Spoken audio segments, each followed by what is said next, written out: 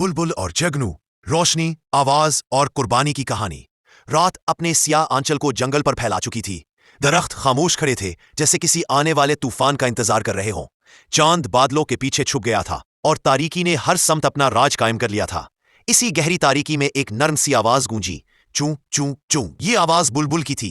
बुलबुल उस जंगल की सबसे सरीली परिंदा थी। उसकी आवाज में दर्द भी था और उम्मीद भी। दिन के वक्त वो हंसती, खेलती और गाती, मगर रात आते ही उसका दिल बोझल हो जाता, क्योंकि अंधेरा उसे डराता था। बुलबुल एक ऊंचे दरख्त की शाख पर बैठी सोच रही थी, क्या हमेशा ऐसा ही अंधेरा रहेगा? क्या रोशनी कभी वापस आएगी?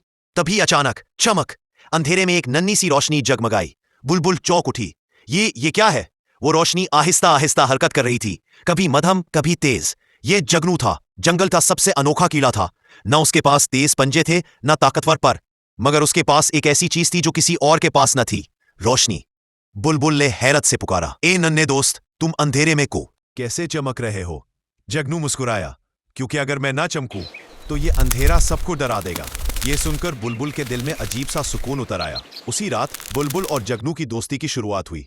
दोस्ती का वादा, हर रात जगनू बुलबुल के पास आता। अंधेरा कम लगने लगा, खामोशी मीठी होने लगी। बुलबुल गाती, जगनू चमकता।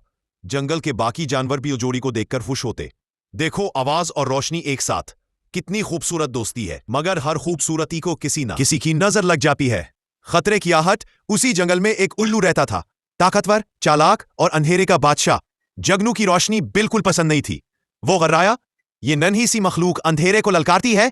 ये रोशनी मेरे राज के खिलाफ है। एक रात जब जगनू बुलबुल के लिए रोशनी बिखेर रहा था, उल्लू ने हमला करने का मंसूबा बनाया। बुलबुल को जैसे ही खतरे का एहसास हुआ, वो चीखी, जगनू खबरदार। लेकिन बहुत देर हो चुकी थी। उल्लू के तेज पंजे जगनू की तरफ बढ़े। कुर्बानी की घड़ी। जगनू जानता था कि वो उल्लू से लड़ नहीं सकता, लेकिन वो भागा नहीं। उसने अपनी सारी ताकत जमा की और पहले से कहीं ज्यादा रोशन हो गया। इतनी रोशनी कि पूरा जंगल जगमगा उठा। उल्लू आंखें बंद करने पर मजबूर हो गया और पीछे हट गया, मगर ये जगनू की आखिरी रोशनी थी। वो जमीन पर गिर पड़ा। बुलबुल चीख उठी, नहीं जगनू! अंधेरा फिर लौट आया। जगनू की रोशनी बुझ गई। जंगल फिर अंधेरे में डूब गया। बुलबुल की आवाज भी खामोश हो गई। वो दिन रात जगनू के पास बैठी रहती। तुमने सबके लिए रोशनी दी, मगर खुद जल गए। जंगल के जानवरों ने पहली बार समझा कि रोशनी की कीमत क्या होती है। मौजज़ा, एक सुबह सूरज की पहली किरण जुगनू के वजूद पर पड़ी और अचानक नन्ही सी रोशनी फिर चमकी। बुलबुल की आंखों में आंसू आ गए। जुगनू आहिस्ता से बोला, रोशनी कभी मरती नहीं, वो सिर्फ बांटने वालों को आजमाती है। अंजाम सबक। उस दिन के बाद जंगल में अंधेरा कभी खौफनाक न रहा। बुलबुल की आवाज और जुगनू की रोशनी हमेशा के लिए एक मिसाल बन गए।